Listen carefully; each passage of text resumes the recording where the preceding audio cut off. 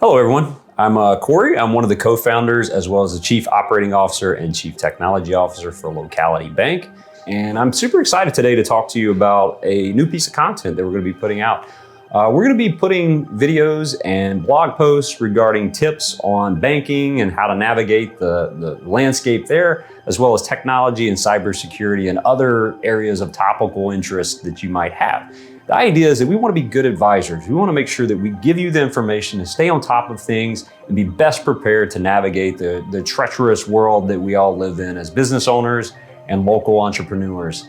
With that, I'm very excited to introduce the first piece of tip content regarding some cybersecurity tactics, specifically discussing some of the tips that you can follow to stay on top of being protected against ransomware. And the reason why I picked ransomware as my tip today is because we've seen a tremendous increase in the amount of ransomwares that we've noticed publicly, right? It's been in the news.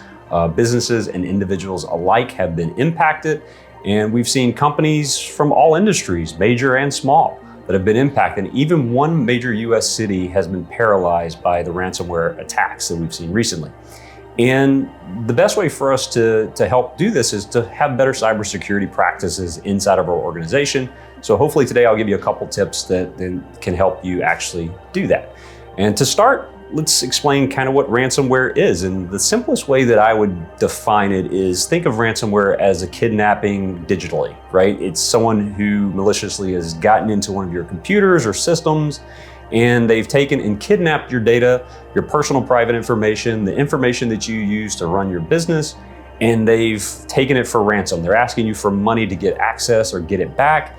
And if you don't pay, you may never see your files again, and that may substantially impact your company. A couple things we can do to help kind of at least soften or buffer or even stop ransomware from happening is one, make sure your software is up to date. Those patches that your IT department or Microsoft or Apple sends out, they're very, very important in keeping you protected. So take those updates, don't let them sit for days or weeks at a time before you take them in. They make a huge impact.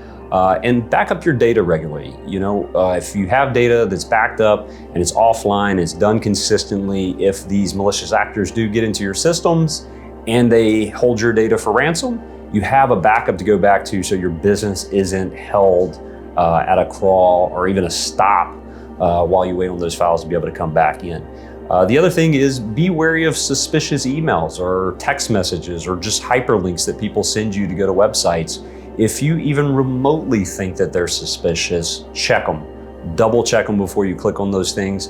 It can make a huge difference in preventing ransomware from even happening in your organization. And by checking, I'm gonna give you 10 specific things that you should be doing. And this really isn't take a couple of these, maybe 2 or 3 and do those. This is really, you should be doing all 10 of these on a regular basis if you really wanna protect your organizations. Number 1 is check the sender's email address. Make sure that it's someone that you actually know and are expecting an email from. If not, then that would be a nice signal that you probably should just delete that email and get rid of it altogether. Verify the domain.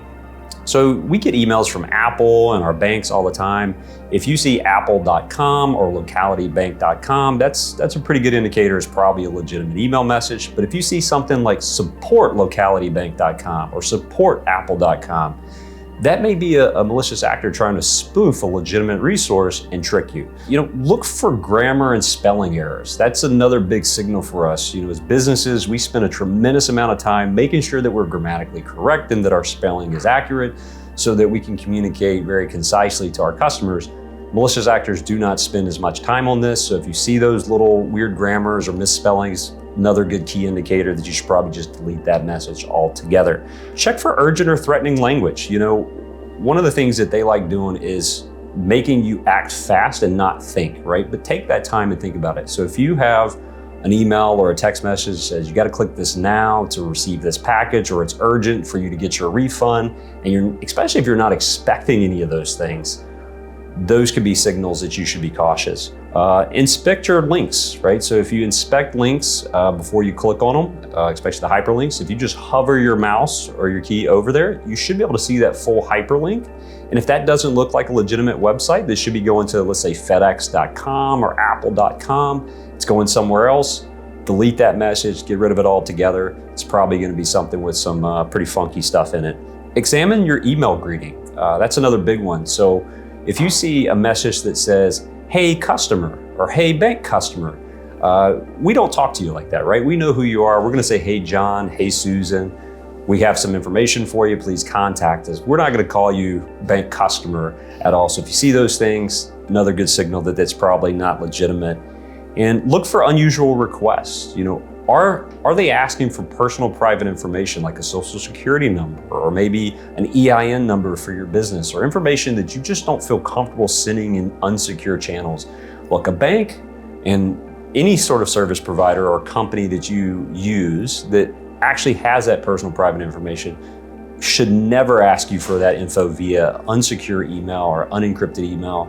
And if they are, then bad on them. Go ahead and delete that. You don't want to send that information via those channels anyway. Go ahead and get rid of those. The next tip is use the email security tools that you have available to you. Your IT department, if you have one, probably has a number of systems in place to help keep you protected.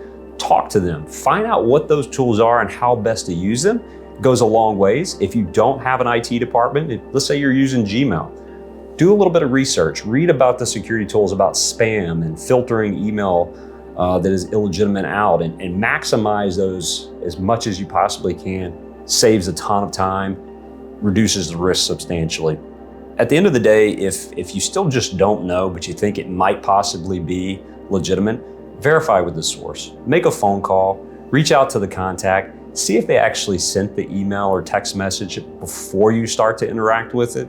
They can validate that really fast, because the big thing here is even if you're just 0.0001% suspicious of something, it's better to take caution and spend as much time as you possibly can validating the accuracy of this information from that email or text, instead of clicking on something and getting compromised and then obviously putting yourself in a really bad situation. So these simple steps can make a huge difference, but it only works if you actually take and put those into your daily processes and procedures. So please do so today. And don't wait until it's too late. Act today. And if you need more help or maybe just more information, please feel free to reach out to me directly. You can hit me up on LinkedIn or just email me at Corey@localitybank.com. Or just stop on by and visit us here at Locality Bank. We'd love to have a conversation about how we can give you other tips on a ton of other things. So thanks.